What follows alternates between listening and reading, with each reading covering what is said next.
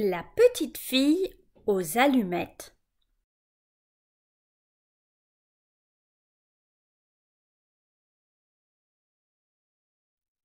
Il faisait effroyablement froid.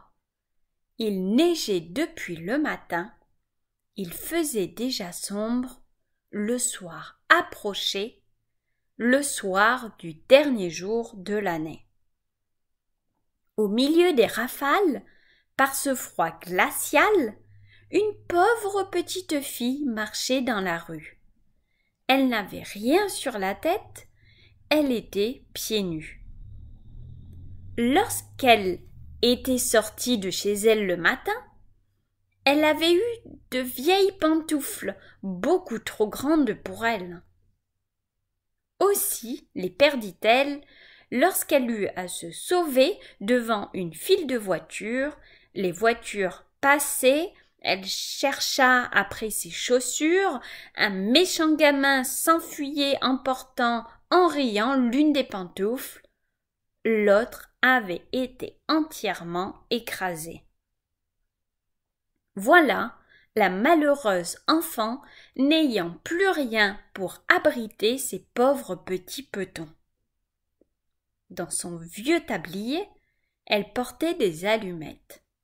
Elle en tenait à la main un paquet. Mais ce jour, la veille du Nouvel An, tout le monde était affairé. Par cet affreux temps, personne ne s'arrêtait pour considérer l'air suppliant de la petite qui faisait pitié. La journée finissait et elle n'avait pas encore vendu un seul paquet d'allumettes. Tremblante de froid et de faim, elle se traînait de rue en rue. Des flocons de neige couvraient sa longue chevelure blonde. De toutes les fenêtres brillaient des lumières. De presque toutes les maisons sortait une délicieuse odeur, celle de l'oie qu'on rôtissait pour le festin du soir. C'était la Saint-Sylvestre. Cela, oui, cela lui faisait arrêter ses pas errants. Enfin, après avoir une dernière fois offert en vain son paquet d'allumettes, l'enfant aperçoit une encoignure entre deux maisons, dont l'une dépassait un peu l'autre. Harassée, elle s'y assied et s'y blottit, tirant à elle ses petits pieds. Mais elle grelotte et frissonne encore plus qu'avant, et cependant, elle n'ose rentrer chez elle. Elle n'y apporterait pas la plus petite monnaie, et son père la battrait. L'enfant avait ses petites menottes toutes transies. Si je prenais une allumette, se dit-elle, une seule pour réchauffer mes doigts. C'est ce qu'elle fit. Quelle flamme merveilleuse c'était! Il sembla tout à coup à la petite fille qu'elle se trouvait devant un grand poêle en fonte décoré d'ornements en cuivre. La petite allait étendre ses pieds pour les réchauffer, lorsque la petite flamme s'éteignit brusquement. Le poêle disparut et l'enfant restait là, tenant en main un petit morceau de bois à moitié brûlé. Elle frotta une seconde allumette. La lueur se projetait sur la muraille qui devint transparente. Derrière, la table était mise. Elle était couverte d'une belle nappe blanche sur laquelle brillait une superbe vaisselle de porcelaine. Au milieu s'étalait une magnifique oie rôtie entourée de compote de pommes.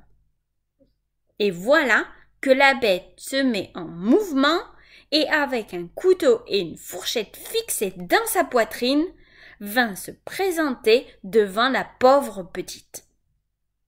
Et puis plus rien, la flamme s'éteint. L'enfant prend une troisième allumette et elle se voit transportée près d'un arbre de Noël splendide.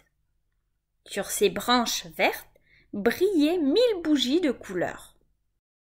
De tous côtés pendait une foule de merveilles.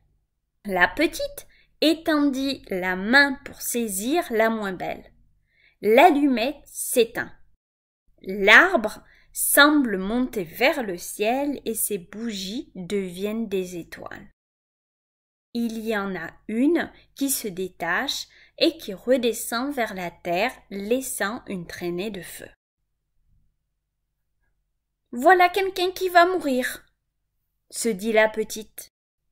Sa vieille grand-mère, le seul être qu'il avait aimé et chéri, et qui était morte il n'y avait pas longtemps, lui avait dit que lorsqu'on voit une étoile qui file, d'un autre côté, une âme monte vers le paradis. Elle frotta encore une allumette, une grande clarté se répandit et devant l'enfant se tenait la vieille grand-mère. « Grand-mère !» s'écria la petite. « Grand-mère, emmène-moi !»« Oh, tu vas me quitter quand l'allumette sera éteinte ?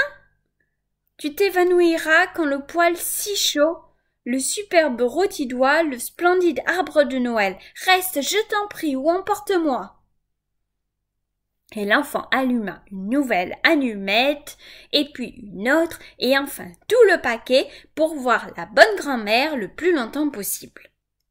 La grand-mère prit la petite dans ses bras, et elle la porta bien haut en un lieu où il n'y avait plus ni de froid, ni de faim, ni de chagrin, c'était devant le trône de Dieu. Le lendemain matin, cependant, les parents trouvèrent dans l'encoignure le corps de la petite. Ses joues étaient rouges, elle semblait sourire, elle était morte de froid pendant la nuit qui avait apporté à tant d'autres des joies et des plaisirs. Elle tenait dans sa petite main, toute raidie, les restes brûlés d'un paquet d'allumettes. « Quelle sottise !»